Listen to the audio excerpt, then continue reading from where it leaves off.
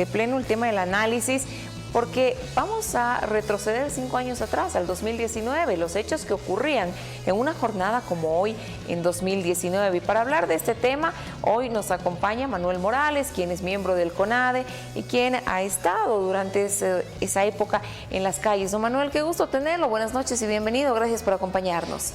Paula, muy buenas noches. Hace 5 años realmente era una situación todavía de convulsión social, pero un día antes, el 10 de noviembre, ya Evo Morales había señalado que se iba del país, que iba a ordenaba detener a los vocales del Tribunal Supremo Electoral, procesarlos. Habló de convocar a elecciones como si él tuviera esa facultad.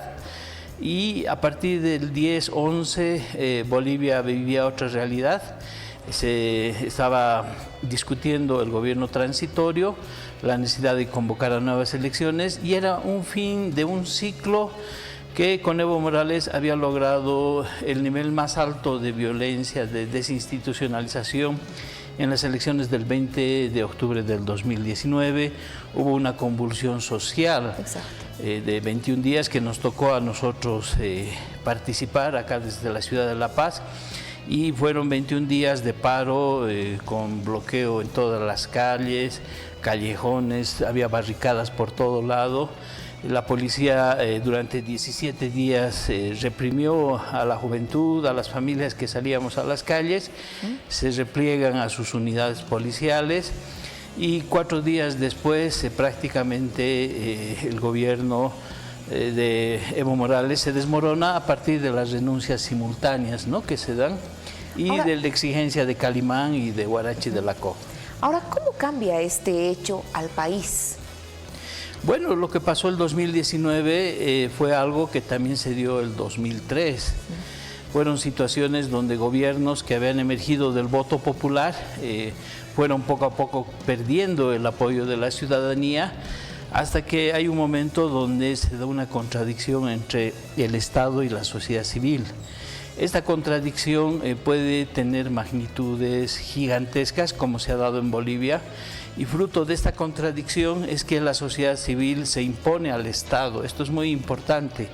Algunas personas piensan que el Estado, por más que tenga la policía, las Fuerzas Armadas, tiene la capacidad de doblegar a la sociedad civil, pero la historia nos ha demostrado que no hay fuerza militar ni policial lo suficientemente grave cuando se dé esta ruptura entre el Estado y la sociedad civil, de poder amansar, domesticar o ensangrentar a la sociedad civil. Entonces, el 2019, todas las ciudades estaban copadas por las movilizaciones ciudadanas, es cuestión de hacer memoria. Todos los departamentos habían realizado cabildos, en todos los departamentos había una organización que exigía el respeto al voto ciudadano, que exigía el respeto a la democracia, y es esa situación de quiebre institucional, que no es un golpe de Estado, eso es importante señalarlo, es que la sociedad civil rebasa al Estado y luego se busca restablecer la democracia como punto de equilibrio. Ahora, en este sentido, después de los hechos de 2019, muchos creían que el movimiento del socialismo había sido sepultado básicamente como organización política. Sin embargo, tuvo la capacidad de rearticularse y volver a ser un gobierno democráticamente electo en las siguientes elecciones. Hoy el MAS atraviesa una crisis profunda. Hay un punto de quiebre entre sus actores políticos. ¿Tendrán esa capacidad de rearticularse nuevamente para las elecciones del siguiente año? Ese es el dilema por el que en este momento el movimiento al socialismo está atravesando profundas contradicciones. El 2020 se cometieron errores que dieron la posibilidad de un retorno electoral del movimiento al socialismo a la cabeza de Luis Arce. Esos errores tuvieron que ver con la pandemia, una prolongación del proceso electoral, el tema de vocales del Tribunal Supremo Electoral a la cabeza de Salvador Romero, que tuvieron una labor que nosotros esperábamos que iba a ser de llevarnos a unas elecciones limpias y transparentes. Sin embargo, Salvador Romero suspende la transmisión del TREP, que se llamó DIREPRE. Luego se cometió el error de la señora Áñez de postularse. Hubo la pandemia, un mal manejo de la pandemia, hechos de corrupción. Entonces, esas han sido condiciones para que el movimiento al socialismo pueda rearticularse y ningún candidato opositor vio la magnitud de lo que se veía. Tal es así que van divididos, por una parte Carlos Mesa y por el otro lado Luis Fernando Camacho, generando las condiciones para el retorno del MAS. Ahora, en el actual contexto, el movimiento al socialismo tiene una pelea interna. Tienen dos objetivos entre ellos que se están disputando. Uno, el tener la sigla, y otro, tener la base social. Es decir, la sigla y la base social son dos elementos que hemos visto ahora moverse, y el MAS sabe que el 2025 no le alcanza el apoyo popular para ganar las elecciones del 2025. Y por lo tanto está tanteando la posibilidad de quedarse en el gobierno o llegar al gobierno por otras vías que no son democráticas. Ahí tienes a Evo Morales tomando un aeropuerto, tomando cuarteles militares en el Chapare, y tienes al otro lado a Luis Arce generando acciones desde el Tribunal Constitucional Plurinacional para gobernar al margen de la Constitución. Dos vertientes absolutamente irrespetuosas del conducto democrático, que es ir a las elecciones del 2025 buscando por la fuerza descarrilar el proceso democrático. Por eso lo que hemos visto el día de hoy es altamente importante y significativo, el hecho de que el Tribunal Supremo Electoral hubiese cortado la intentona desde el Tribunal Constitucional Plurinacional autoprorrogado de querer fragmentar las elecciones judiciales y de dividir al órgano también en cuanto a los magistrados. Unos iban a estar electos por voto popular, otros no.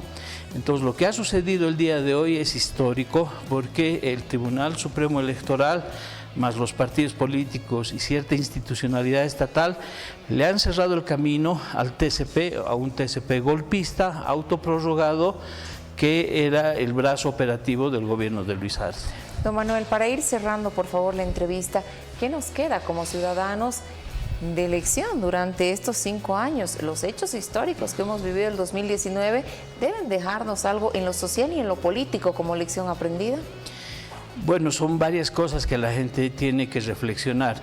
En primer lugar, que por más que se ha elegido a Luis Arce a través del voto popular, este ha sido un gobierno tremendamente autoritario que ha desestructurado la institucionalidad del Estado, en realidad la ha aniquilado.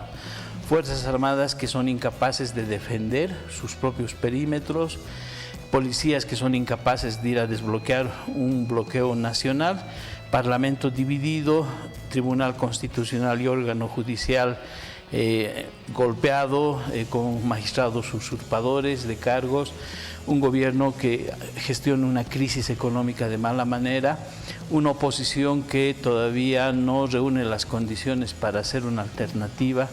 Entonces son elecciones muy importantes que la población tiene que reflexionar, porque nos viene un año muy difícil, un año con una crisis económica, una crisis energética muy grande, y en ese juego vamos a tener que ir a elegir una opción que vaya a administrar el gobierno, que vaya a intentar reparar todo el daño que se le está causando a la economía, al tejido social, a la institucionalidad, a la democracia, y hasta el día de hoy no se observa que se esté construyendo o que esté surgiendo una alternativa que tenga la capacidad de encarar estas gravísimas tareas que te estoy comentando. Entonces, si no es el pueblo, si no es el ciudadano el que reflexiona y empieza a construir instrumentos, alternativas para encarar este proceso que viene, la podemos pasar muy mal los bolivianos los siguientes meses.